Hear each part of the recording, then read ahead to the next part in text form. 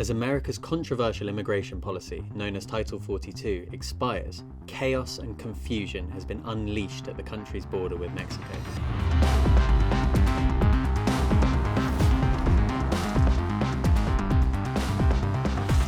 So what is Title 42 and why is it so important?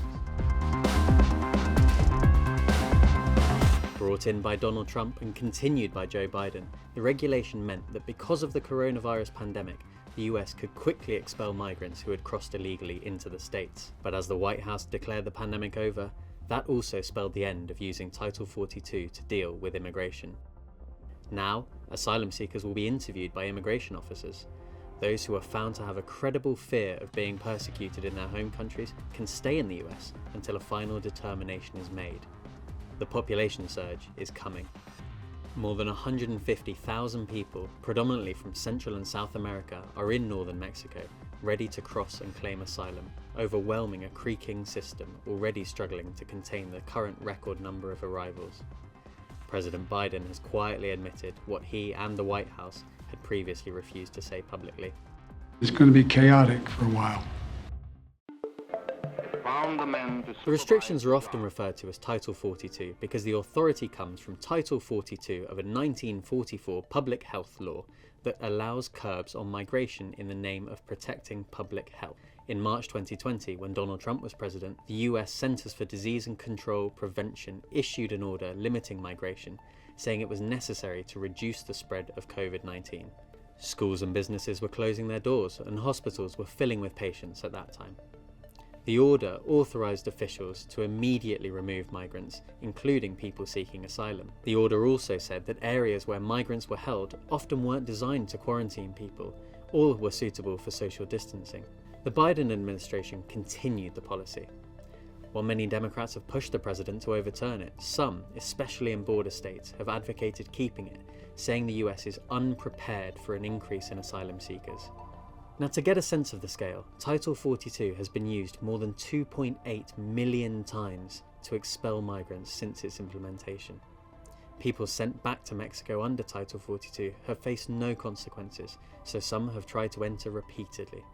The numbers are enormous, but each person has their own story. I've been to the border in Del Rio, Texas. I've spoken to Venezuelans desperate to start a new life in America after fleeing the dangerous socialist homeland. I've seen human chains forming across the river, passing screaming babies from one side to the other. This will not stop.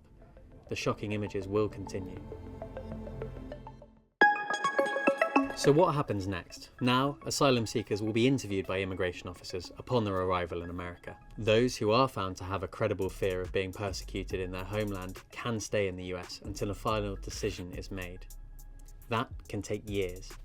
While some people are detained while their asylum process plays out, the vast majority are freed into the United States with notices to appear in court or to report to immigration authorities.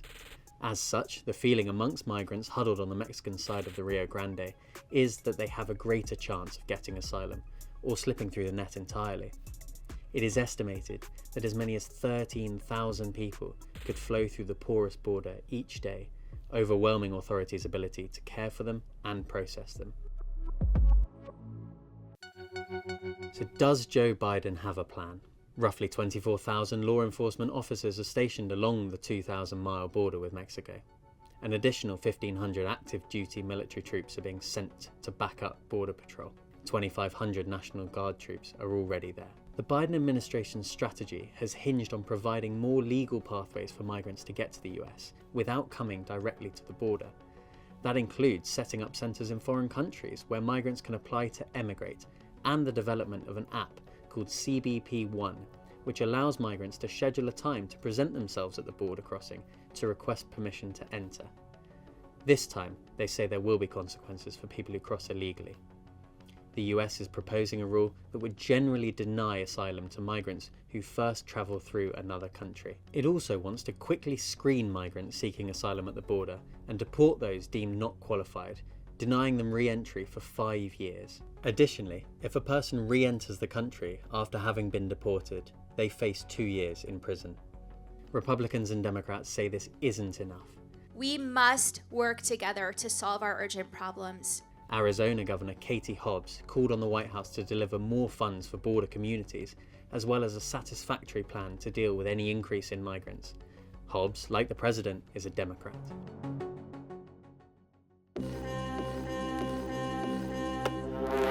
So what does it mean for the election? Immigration is a crucial election issue.